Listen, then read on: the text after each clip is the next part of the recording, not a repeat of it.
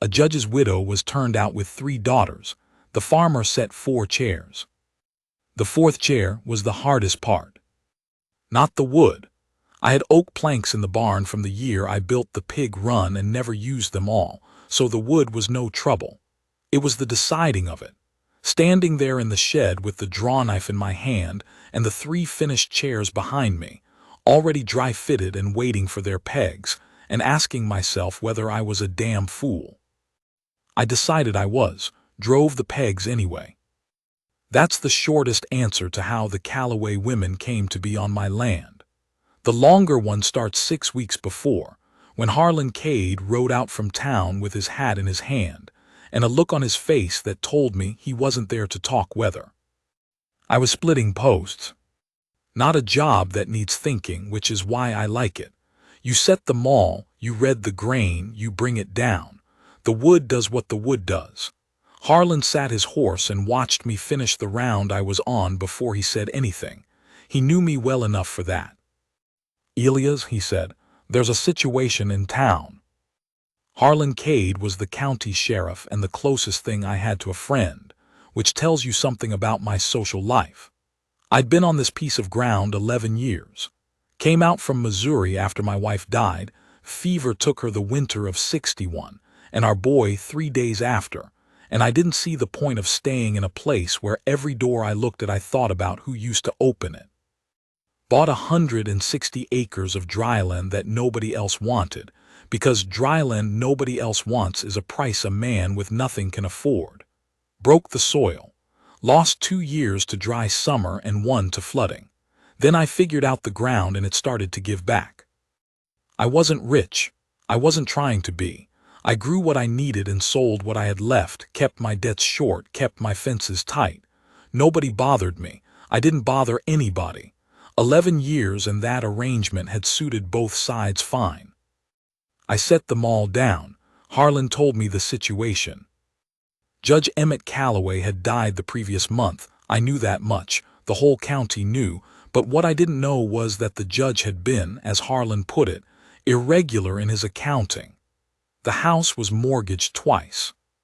There was a note with a bank in Abilene that had come due 60 days before the judge's heart quit, and the bank had been patient enough waiting for probate, but patient had run out. The widow, Martha Callaway, had 30 days remaining on the notice.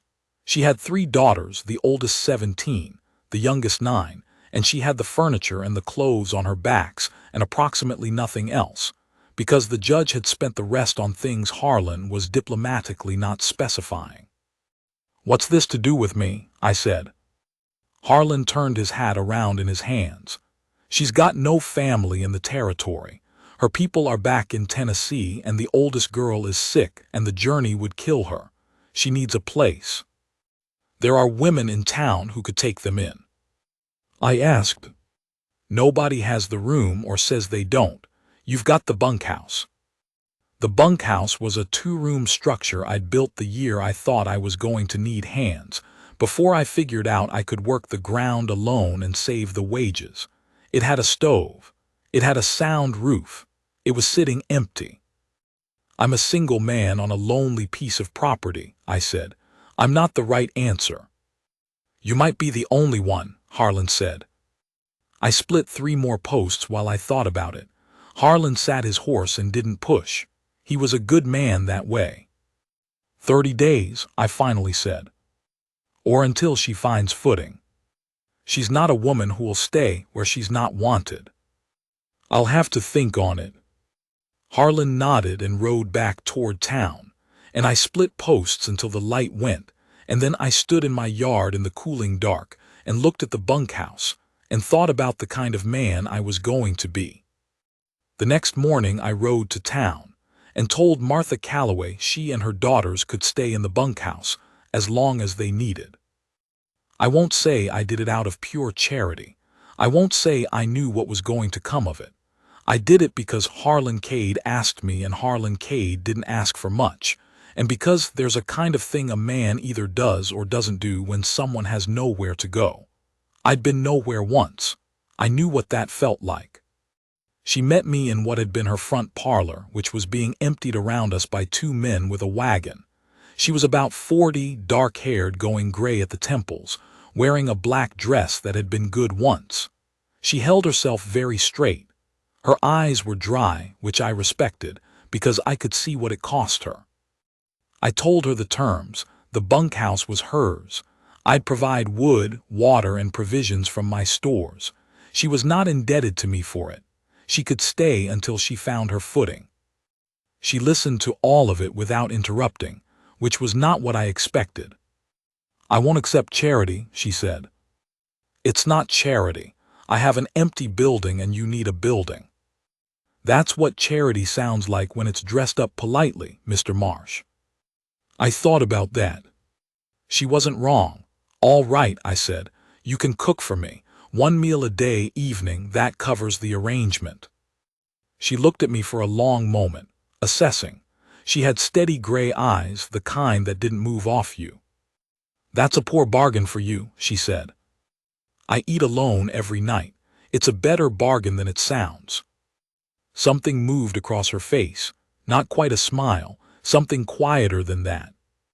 "Then we have an arrangement, Mr. Marsh," she said.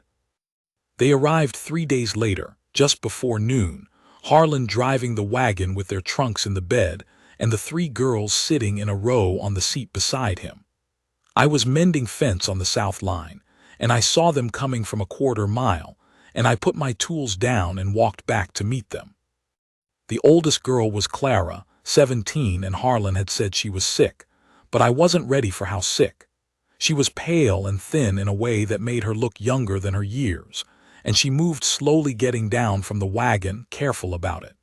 She looked at my ground with an expression I couldn't read, not judgment, not gratitude, just taking stock, like a person who's learned not to feel too much about any one place. The middle girl was Ruth, 14.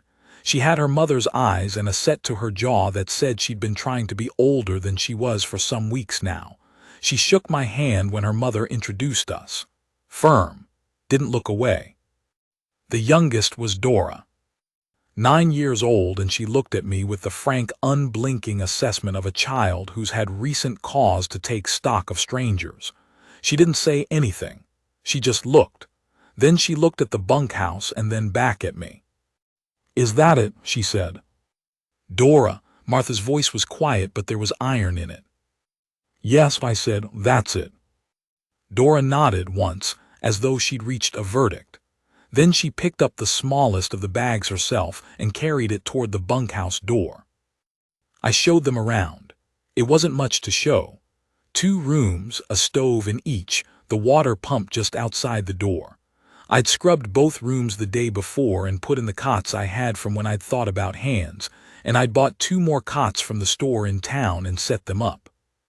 Martha went through both rooms with the same steady gray eyes she'd turned on me in the parlor, checking the stovepipe joints, testing the pump handle, running her thumb along the window sash. "It's sound," she said. "I don't keep unsound buildings," I said. She turned to look at me, and there was something in the look that I didn't know what to do with, so I told them I'd leave them to settle and went back to my fence. The first evening she brought supper over to the house, corn bread and a pot of beans with salt pork, and it was better than anything I'd eaten in years. I realized I'd been getting by so long on food that was just fuel that I'd forgotten what it was like when someone cooked it like it mattered. She sat across from me while I ate, the way we'd agreed, and didn't make conversation for the sake of it, which suited me. I asked about Clara. She said the girl had a weakness of the lungs that the doctor in town had been treating, that the dry air in summer was better for her than damp, that they'd see. "Is it serious?" I said. She was quiet for a moment. "It's serious," she said, "but she's strong." "How old when it started?" 14, after her father's first troubles, which I didn't know about yet. She said it without inflection. "A fact. Stress affects the body. The doctor said so." I didn't know what to say to that, so I didn't say anything. She didn't seem to need me to. After she cleared up and went back to the bunkhouse, I sat in my kitchen for a while in the dark and thought about a judge who'd left his family like that. I'd had nothing once, but I'd come by it honestly. I couldn't fathom leaving your people in that condition on purpose. The second week I found two things. The first was Dora. I came into the barn at 6 in the morning to feed the horses, and she was already there, sitting on the top rail of the stall, watching them eat. She'd apparently been there some time because the bay mare was relaxed about it, which meant Dora had been quiet long enough to earn that. "You're up early," I said. "I always am," she said. "Papa didn't like it. He said children should stay in bed till breakfast." She considered this. "I think he just didn't want to see us." She said it without particular bitterness, just another fact. I got the grain buckets. She watched me work. After a while she said, "Can I help?" I thought about it. "You know how to not get stepped on." "I can learn." She learned. She was quick about it, and she didn't fuss when the bay nosed her hard enough to knock her sideways. She just set her feet and pushed back, and the horse seemed to find this acceptable. The second thing I found was that Martha Calloway could work. I'd thought of her as a town woman, a judge's wife, someone who'd had household help and soft hands. I was wrong. The third morning I came back from the south pasture at midday and found her splitting kindling behind the bunkhouse with a hatchet, clean and efficient, not a wasted stroke. She'd already stacked what she'd split in a cord row against the wall. I stood there for a moment, longer than I should have. "You're looking at me like I've done something strange," she said, not looking up from the block. "I wasn't expecting it," I said. "My father had a farm before he read for the law. I grew up on it." She said another piece. "I am not decorative, Mr. Marsh, whatever my late husband's household may have suggested." There was something in how she said late husband, flat, particular, that told me the marriage had been complicated by things other than the money trouble. I filed it and let it go. Ruth turned out to be the reader. She'd found the 3 books I had on the shelf over the fireplace: a Bible, a natural history, and a novel someone had left at my place years ago that I'd never gotten to. And she worked through all 3 in the first week, and then came to me very formally and asked if she could have work to do that used her mind, because she was going to go crazy otherwise. I gave her the tallying. I had a ledger for the farm, prices in, prices out, what I'd sold and what I'd spent. My handwriting was bad and my arithmetic was sound but slow. She took the ledger and the week's receipts and had it done in an hour, and it was correct to the cent, and in handwriting you could read. After that she kept the books. Clara I worried about. She didn't come to the barn. She didn't ask for tasks. She sat in the sun when the morning was warm and she read, or she just sat, and sometimes I'd come from the field in the evening and see her at the window of the bunkhouse with her face turned toward the plains and an expression I recognized. It was the expression of a person looking at a distance they're not sure they'll get to. I didn't say anything about it. I didn't know what to say. The third week the trouble started, as trouble on dry land will do. It came in the form of Vince Quarles, who farmed the section east of mine, and who had decided, evidently, that a widow woman and her daughters on my property was a situation requiring his attention. He rode over on a Tuesday, while I was working the north field, and tied his horse at my gate and walked toward the bunkhouse. I saw him from across the field and I read the walk. I'd read that walk before. It's a particular swagger a man gets when he's decided something belongs to him and hasn't told the object of the decision yet. I got there before he reached the bunkhouse door. "Quarles," I said. He turned, surprised. He hadn't heard me come across the field. "Marsh," he smiled, which didn't reach anything above his chin. "Just being neighborly. Heard you had some women staying." "I do." Thought I'd introduce myself, being neighborly. "They're not receiving," I said. He looked at me. He was a big man, Quarles, and he was used to that meaning something. I was not a big man. I was not small either. I was the kind of man who had been doing hard physical work alone for 11 years, which is its own kind of size. "It's a public road," he said. "You're not on the road, you're on my gate." He looked at me for another moment, and then he made a sound that wasn't quite a laugh, and he untied his horse, and he rode back out the gate. But he looked back once from the road, and I read that too. I knocked on the bunkhouse door that evening before Martha brought supper. "A man named Quarles came by today," I said. She was standing in the doorway. She already knew, she'd seen from the window. "He'll come back," I said. "If he bothers you, I want to know." "I can handle a man like that," she said. "I know you can. I'm not saying you can't. I'm saying I want to know." She held the doorframe and looked at me.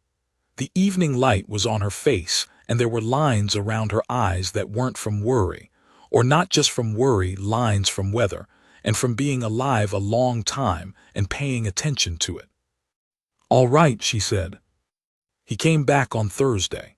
I was in the barn and I heard him and I came out and he saw me and he kept going without stopping, back down the road.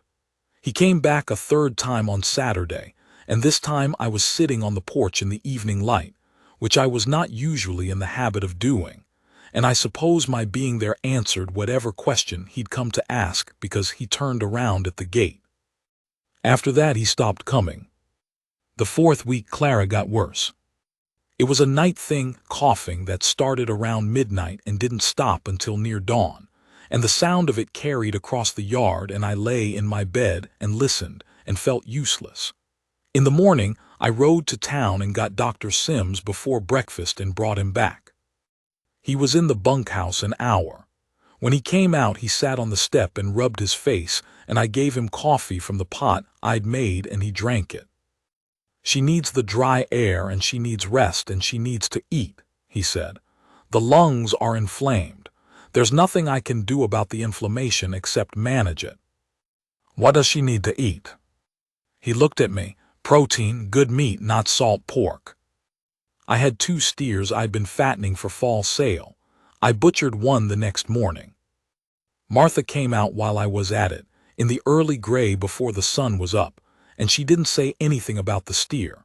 She just went and got the big knife from the bunkhouse kitchen and she helped me break it down, and we worked side by side for 2 hours without talking much, and when it was done and the meat was hung, she wiped her hands on her apron and she said, "You didn't have to do that." "Meat's meat," I said. "I was going to sell it. This is better use." She looked at me for a moment. "You could have sold it and bought provisions." "I could have." "Why didn't you?" I thought about it. The honest answer was that a sick girl needed meat today, not in a week, and that anything else was just reasoning around a thing that was plain. I said so. Martha was quiet for a moment. Then she said, "Emmett never," and stopped. She didn't finish it. She turned and went back inside. I put the question away and didn't take it out again. A woman like Martha Calloway didn't leave the end of a sentence like that out in the air unless she meant to pull it back in, and I was going to respect that. Clara ate. Slowly, carefully, the way sick people eat when they know they should, not when they're hungry for it. But she ate. And after the 3rd day, the coughing at night was less. And after a week, she came out to the porch of the bunkhouse and sat in the morning sun with a blanket around her shoulders, and she looked less like she was measuring a distance she didn't expect to travel. The 5th week, the preacher's wife came to call. Her name was Mrs. Bly, and she arrived in a 2-seat buggy with 2 other women from town, whose names I didn't catch. They arrived at midday while I was in the field, and Martha received them at the bunkhouse door, and whatever was said I wasn't there for. When I came in at supper time, Martha set the food on the table and sat across from me and poured the coffee, and she was quiet in a particular way. I waited. "They want to know the nature of the arrangement," she said. "The women from the church." I cut the bread. "I imagine they do." Mrs. Bly put it delicately. Some of the others were less delicate. A pause. "They're concerned about the propriety of a widow and her daughters living in a farmhand's bunkhouse. Of a widow and her daughters living on the property of a single man." She held her coffee cup in both hands. "They suggested I might be better placed in town, in a boarding situation." "Is there a boarding situation available?" "No." Did you tell them that? I told them I had an arrangement that suited me, and that my daughter's welfare was my concern, and that I thanked them for their visit. She set down the cup. That was approximately the end of it. I looked at her. Are they going to make trouble? Mrs. Bly will tell the story her way. She lifted one shoulder. That can't be helped. The question is whether you... She stopped. Whether I what? She shook her head. It's not fair to put it that way. The question is whether the talk bothers you. I thought about it. It bothered me in the sense that I didn't like being talked about. It didn't bother me in the sense of changing anything I planned to do. No, I said. She looked at me. It could affect you, your business in town, the way men deal with you. Martha, I said her name and she went quiet, which surprised her, I think. I've been on this land 11 years. My neighbors know what I am. The ones who matter will know what this is. She was quiet for a long time.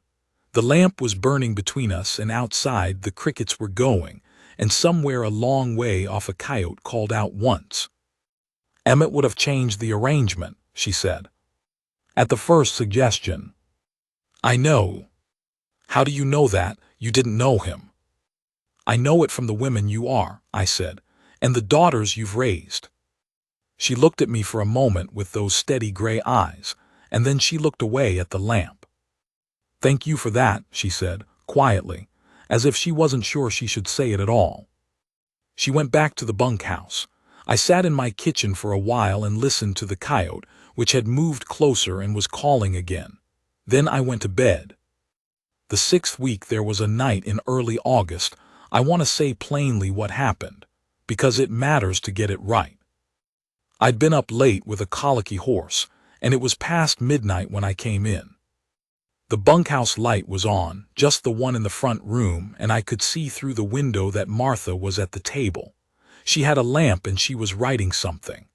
I stood on the porch and watched the light for a minute, not meaning anything by it, just that it was a different thing, a light in the yard at night, a different kind of quiet to come home to. I went inside. In the morning, Ruth was waiting on my porch with the farm ledger when I came out. I've been going over the accounts, she said. She was 14 and she said it with the gravity of a woman twice that. All right, I said. You're behind on the Northfield yield because you spent 3 days on the south line fence when the colicky horse was the more pressing problem. The fence can wait another month. The Northfield needs to be worked this week, or you lose the last of the grain crop. I looked at her. I've been watching, she said. I hope that's all right. What else have you seen? She opened the ledger. She'd made notes in her sharp, clear hand, which fields, which days, what I'd done and what had been deferred. She'd tracked it, apparently, since they arrived. You're managing too much alone, she said. You've been managing too much alone for years. I get it done, I said. Yes, but it's a waste of what the land could do. She looked up at me. Mama says not to say it this way because it sounds impertinent. How did you decide to say it? The same way, but I think you won't mind. I looked at the ledger. She was right about the Northfield. Go tell your mother I'll need help in the field this week, I said. Ruth looked at me. You're going to let us help? Your mother said you weren't decorative. I believed her. Ruth went back to the bunkhouse at a pace that was not quite running. We worked the Northfield together that week, me and Martha and Ruth, Dora carrying water, Clara watching from a blanket under the cottonwood at the edge of the field. The ground was hard and the heat came in from the southwest, and by the 3rd day even Martha was burning across the shoulders, and she didn't complain. We worked through the afternoon, and in the evening Martha cooked, and in the morning we went back out. At the end of the week, the field was done. We sat on the porch that evening, all of us, me on the step, Martha in the chair I'd set there the previous month, Ruth leaning on the rail, Dora on the step below me. Clara had come out too, wrapped in her blanket, and she was sitting in the yard in the low chair I'd carried out for her. Nobody said anything for a while. The sun was going down behind the ridge, and the light was doing what plains light does in August, going red and long and making everything look like it means something. "That's a good piece of ground," Clara said. She was looking west. It was the most she'd said in weeks, maybe longer. "It is," I said. "It smells different from town." She turned her head and looked at me. Her face was still pale, but there was something in it now, some color the sun had put there. "In town it smells like people. Out here it smells like itself." "That's why I'm out here," I said. She nodded. She looked back at the ridge. I looked at Martha. She was looking at her daughter, and what was on her face I won't try to describe because I don't have the words for it. The combination of grief and relief and something that hadn't come yet, that was still coming, that she was just starting to let herself believe in. Dora leaned against my knee. She'd been doing that lately, just settling against whatever was close, the way a barn cat will. I didn't move. The light went down, we sat. The 7th week, a man named Warren Pohl rode out from town. I didn't know Warren Pohl. He had a look of money that was recent, the kind that sits on a man's clothes before it sits on his face. He tied his horse at my gate and he walked up to the house, and I went to meet him on the porch. He introduced himself. He was from Abilene, the bank that held the note on the Calloway house. "The estate's settled," he said. "I have a business proposal for the widow if she's available." "She may be. What's the business?" He smiled the smile of a man who finds a question impertinent. "I'd rather address that to the widow herself." "You can address it to me first, and then to her." The smile didn't move, but something behind it did. He looked at me, at the farmyard, at the house, at the bunkhouse, and he took his measure of things. "The bank is willing to release the Calloway house out of probate early," he said. "Mrs. Calloway could return to her home." "For what consideration?" He paused. "The Calloway property includes a tract of timber that the bank has reason to value. Mrs. Calloway holds a dower right in that tract. The bank would like to purchase that right. And in exchange, she gets her house back." "That's the proposal." I thought about it. A dower right in a timber tract was not nothing. It was the kind of thing a woman alone could lean on for years. "I'll tell her you were here," I said. "If she wants to talk to you, she'll send word." He looked at me again. "It's a generous offer," he said. "It may not remain open." "I understand," I said. He rode back out. I knocked on the bunkhouse door. Martha listened to the whole of it without interrupting. When I was done, she sat for a moment. "The timber tract," she said. "Yes. Emmett told me it was worth something, in one of his better periods." She was quiet. "He meant for it to be security. It's the one thing that wasn't mortgaged." "Because it was in your dower right." "Yes." She looked at her hands. "They want me to sell the only unencumbered thing I have, in exchange for a house I can't keep and can't afford." "That's about it," I said. "I won't do it." "No," I said. "I didn't think you would." She looked up at me. "What if they pursue it legally?" "Harlan Cade knows a lawyer in Wichita," I said. "I'll write to him." "You don't need to do that." "Martha," I said. She stopped. "I wrote to him this morning," I said, "before I knocked." She held my eyes for a moment. Then she looked away, and when she looked back something had shifted in her face. Not soft, that's not the right word for Martha Calloway. Just opened, a little. The way a door opens that's been closed long enough you forgot it had that direction. "You're a careful man," she said. "I try to be." "Emmett was not careful." She said it simply. Not bitterness anymore, just fact. "He was charming and he was brilliant and he was not careful, and I loved him for 22 years and I was glad when he was dead, and I have not said that out loud to anyone. The lamplight was between us. I didn't say anything." "I'm telling you because it seemed like something you should know," she said. "Given everything." "All right," I said. "That's all you're going to say?" I'm not sure what else there is. She made a sound I couldn't quite place. Not a laugh, but something in the same neighborhood. You're a very different kind of man, she said. I didn't answer that. There wasn't a good answer for it. I went back to the house and I lay in my bed and looked at the ceiling for a while and thought about things I didn't have names for yet. The lawyer in Wichita wrote back in 2 weeks. The dower right was solid. The bank could pursue no claim on it. Warren Pohl did not ride out again. The 8th week was the one that mattered. It was a Saturday in late August, the kind of day that comes at the end of summer when the light has started to change, but the heat hasn't quit yet. I was working on the roof of the barn. A section of shingles had lifted in a storm the week before, and I was up there in the afternoon with a hammer and a nail bucket when I heard the girls below. They'd taken to being in the barn on Saturday afternoons. Dora with the horses, Ruth reading on a hay bale, Clara, and this was new, helping Dora with the feeding. Clara had been outside more in the last 2 weeks. She'd stopped coughing at night. The color in her face had come to stay. I worked and I could hear them below me, and I wasn't listening the way you'd call it listening, just the sound of people in a place that had been quiet for a long time. Then I heard Martha's voice, and I understood she'd come from the house. They want to know if you'll take a walk after supper, she said, before it cools down. I assumed she was talking to the girls. I kept working. Elias, she said. I looked down. She was standing below the open section, looking up at me with her hand shielding her eyes from the sun. They're asking you, she said.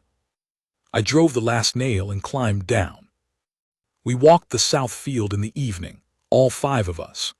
There was a path along the fence line I'd worn over 11 years of walking it, and we followed it, Dora running ahead and Ruth beside her, and Clara walking with a steadiness she hadn't had 2 months ago, and Martha beside me with her hands clasped behind her back. The lawyer says the timber right will clear us $40 a year in lease income, she said, if we're patient. That's what he said. That's a living, she said. With care. I nodded. I could find a place in town. I kept walking. The field was on one side and the plains ran out on the other into the long late light, and the grass moved in the wind. You could, I said. She didn't say anything for a moment. Up ahead, Dora had found something in the grass and was holding it up for Ruth to examine. Dora asked me this morning if we were leaving, Martha said. What did you tell her? I told her I didn't know. She paused. She said she didn't want to. I looked at the field. The grain was in and the ground was good, and the sky was enormous in the way that plain sky gets in August, more sky than you know what to do with. Clara's better, I said, the dry air. Yes. The dry air in town's the same as out here. That's true, a pause. But the rest isn't the same. I turned and looked at her. She was looking straight ahead at where Dora was, at the 3 girls in the evening light. Martha, I said. She turned. I set 4 chairs in the house before you came, I said. Not 3. I built one for each of them and I built one for you. I put them at the table in the kitchen. She held my eyes. The table had 1 chair before that, I said, just the one. She was quiet. The wind moved the grass and the girls' voices came back to us from up ahead, small and bright in the big air. Elias, she said, her voice was low, do you know what you're saying? I think I do. She was quiet for a long time, long enough that I started to wonder if I'd read everything wrong, which was a long fall from where I'd been standing. Then she reached out and took my hand. Not with both hands, not a soft hold, just her hand, firm, the way she did everything. We're cruffined, warm. She held it and she didn't let go, and she turned back to look at the girls ahead of us. We're not leaving, she said. We walked back in the last of the light, her hand in mine. Dora saw us from 20 feet away and she looked at our joined hands, and then she looked at her mother, and then she looked at me, and the verdict on her face this time was different from the one she'd given the bunkhouse on the first day. More settled, like something had been accounted for. Clara looked and didn't say anything, which was her way, but she walked closer to me on the way back, close enough that her shoulder touched my arm once, just once, and she didn't move away. Ruth was the last to see. She looked at our hands. Then she looked at me with her 14-year-old judge's eyes. Then she nodded once and opened her book again. That was August. I didn't move them into the house right away. That would have been wrong, and Martha knew it and I knew it. There were things to be done first, the right way. Harlan Cade drove out the second week of September and we talked it over on the porch, the three of us, and he told us about the judge of the peace in the county seat who could be available on a Friday. Martha said she wasn't in a hurry and I said I was, and she looked at me when I said that, and the same thing happened to her face that had been happening all fall, that opening. We were married on the 14th of September. Harlan stood with me. Ruth stood with Martha. Clara sat in the front pew with Dora's hand in hers, and Dora stayed still through the whole ceremony, which was apparently a first. Mrs. Bly was not in the church. Most of the other women were. After I moved the 4 chairs out of the kitchen and I went to the barn and I built 2 more and I brought them in. 6 at the table now. We were going to need the room. The first night they all slept in the house. I lay in the dark and listened to the sounds of it, Dora settling, Clara's breathing quiet and even, Ruth turning pages longer than she should have been awake. And Martha beside me, still in the way she was still during the day, watchful and present. I was 51 years old. I'd been on that ground 11 years. I'd built everything on it I thought I was going to build, and I'd been all right with that, or I told myself I had. I put my hand on the quilt. Martha put her hand over mine the same way she'd taken it in the field, firm, warm, like it was something she intended. Outside the plains were dark and the first cold was coming, and in the morning there would be work. There was always work.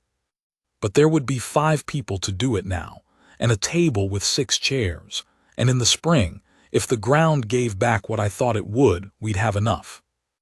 I'd spent 11 years building something alone. Turned out I'd been building it for 5.